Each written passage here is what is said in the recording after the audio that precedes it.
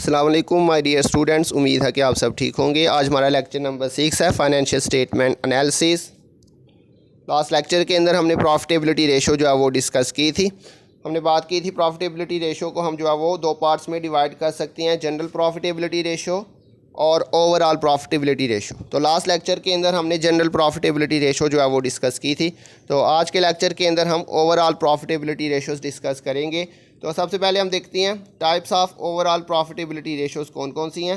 Return on equity, return on capital employed, dividend yield ratio, price earning ratio और earning per share ratio. तो बच्चों, इनमें से कुछ रेशोज़ आप ऑलरेडी जो है वो लास्ट क्लासेस के अंदर भी पढ़ चुके हैं, तो इनको भी हम डिस्कस करते हैं, इनका क्या मतलब होता है। तो सबसे पहले return on equity ratio. Return on equity ratio या इसको नेटवर्थ रेशो भी कहते हैं, इसको शॉर्ट में ROE से भी वो शो करता है। तो बच्चों, it is calculated by dividing net profit by share holders fund. तो नेट प्रॉफिट को अपने शेयर होल्डर फंड से डिवाइड कर देना, ये इसका फार्मूला आपके पास बच्चों, net profit over share holder fund. तो ये हमें किस चीज़ के बारे में इंफॉर्मेशन बताता है?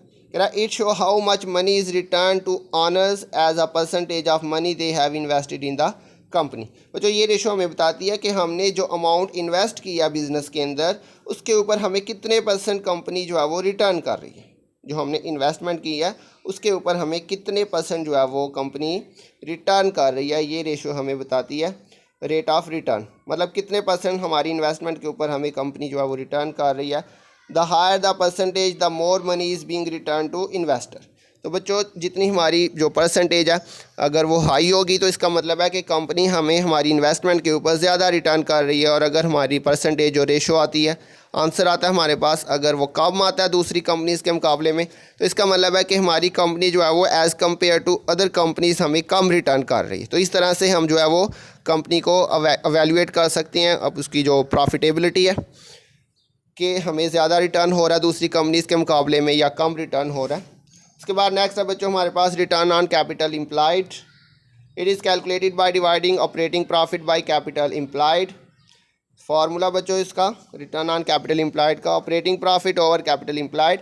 कैपिटल एम्प्लॉयड हमारे पास कैसे आता है बच्चों? Equity plus long term liabilities, या फिर इसको आप कैलकुलेट कर सकते हैं total assets minus current liabilities. ये हमने पीछे भी जो है वो किसी रेशो के अंदर कैलकुलेट किया था। तो बच्चों, ये हमें क्या इन्फॉर्मेशन देती है ये ratio? This ratio indicate how well a company is generating profit from its capital employed. तो बच्चों, ये रेशो हमें बताती है कि कंपनी ने जो इन्वेस्टमेंट की हुई है उसके ऊपर कंपनी जो है वो अर्निंग कैसे कर रही है। जो इन्वेस्ट किया हुआ है क्या उसके ऊपर हम सफिशेंट जो है वो प्रॉफिट अर्न कर रहे हैं या कि नहीं कर रहे। आइडियल रेशो 15% है इसकी। तो if actual ratio is equal to और above 15%, it indicate higher productivity of the capital employed and vice वर्सा।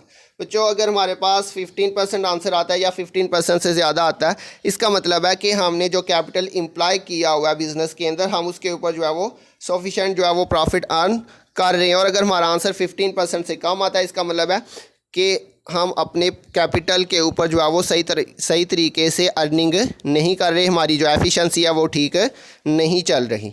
तो कम से कम जो है वो 15% जो है हमारी अर्निंग होनी चाहिए कैपिटल एम्प्लॉयड के ऊपर। उसके बाद नेक्स्ट हमारे पास बच्चों dividend yield ratio. It is calculated by dividing dividend paid per share by market price per share. तो ये इसका फार्मूला बच्चों, dividend paid per share divided by market price per share. और ये हमें क्या बताती है? It shows what percentage of market price of a share a company annually pay to its share holder in the form of dividend. बच्चों, ये ratio हमें बताती है कि हमें कंपनी जो है, जो हमारी मार्केट की प्राइस है, मार्केट के अंदर हमारी जो शेयर की प्राइस है उसके ऊपर कितने % जो है वो हमें डिविडेंड पे कर रही है। ये हमें बच्चों क्या बताती है कि हमारी एक शेयर की जो प्राइस है उसका कितने % कंपनी हमें पे कर रही है। फॉर एग्जांपल हमारे पास इसका आंसर आ जाता है 10%। तो इसका मतलब क्या होगा? इसका मतलब होगा फॉर एग्जांपल हमारे शेयर की जो मार्केट वैल्यू है वो है 100। तो अगर हमारा आंसर आ जाता है 10%, इसका मतलब होगा कि कंपनी जो है वो हमें हमारे शेयर की जो प्राइस है उसके 10% के इक्वल हमें जो है वो डिविडेंड पे कर रही है। तो डिविडेंड यील्ड रेशो बच्चों हमें क्या बताती है कि हमें हमारी मार्केट प्राइस के ऊपर कितने % जो है वो डिविडेंड पे किया जा रहा है। उसके बाद नेक्स्ट है बच्चों price earning ratio, PE ratio भी इसको कहते हैं, जो आपने लास्ट क्लासेस के अंदर भी ये रेशो पढ़ी हुई है। तो it is calculated by dividing dividend price per share by earning per share. ये इसका फार्मूला बच्चों, price per share divided by earning per share. तो ये हमें क्या बताती है, the PE ratio helps investor determine the market value of a share as compared to the company's earning.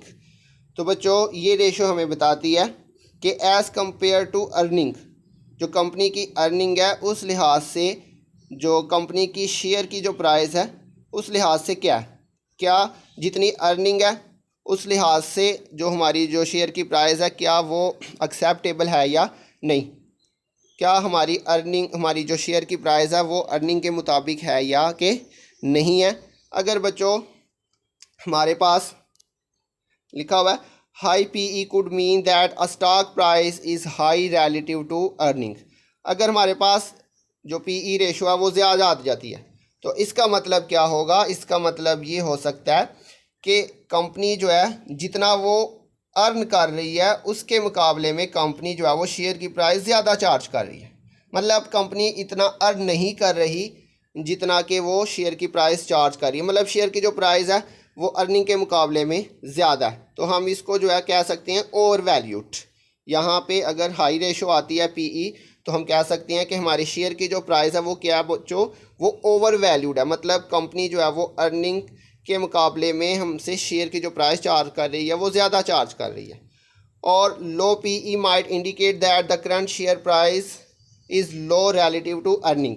तो अगर पीई हमारा लो आता है तो इसका मतलब है कि हमारी जो कंपनी जो है वो जो शेयर की प्राइस हमसे चार्ज कर रही है वो एज़ कम्पेयर टू अर्निंग जो है वो कम चार्ज कर रही है। तो यहाँ पे हम कह सकते हैं कि शेयर जो है वो अंडर वैल्यूड है, अर्निंग के मुकाबले में कम है उसकी प्राइस। तो बच्चों पीई रेशो कम होगी तो हमारे लिए बेटर है, मतलब कंपनी हमसे कम चार्ज कर रही है अर्निंग के मुकाबले में।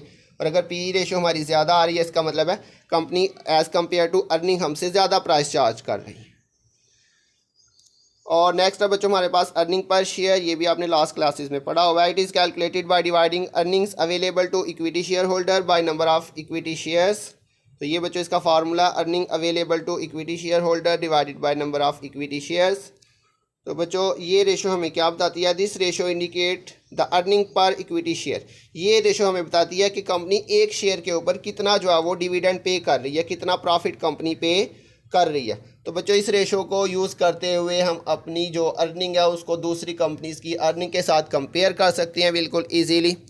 तो हम देख सकते हैं कि दूसरी कंपनी जो है वो अपने शेयर होल्डर को पर शेयर के ऊपर क्या पे कर रही है और हमारी कंपनी जो है वो क्या पे कर रही है। या फिर इन्वेस्टमेंट करते वक्त हम इस रेशो को यूज़ कर सकते हैं ये चेक करने के लिए कि कौन सी कंपनी जो है वो अपने शेयर्स के ऊपर जो है वो ज़्यादा जो है वो अर्निंग पे कर रही है। तो बच्चों ये सारे फार्मूले मैंने यहाँ पे इकट्ठे करके लिख दिए। तो आज आपने ये फार्मूले अच्छी तरह से याद कर लेने हैं। तो बच्चों हमारे ये फार्मूले आज कंप्लीट हो चुके हैं। तो आपने ये सारे फार्मूले इकट्ठे कर लेने हैं, आपने ये सारे फार्मूले अच्छी तरह से याद कर लेने हैं। तो इंशाल्लाह उम्मीद है कि नेक्स्ट लेक्चर के अंदर हम जो है वो क्वेश्चन सॉल्व करेंगे। तो अपना ध्यान रखिएगा, इंशाल्लाह बहुत जल्द मिलेंगे नेक्स्ट लेक्चर के साथ। तब तक के लिए अल्लाह हाफिज़।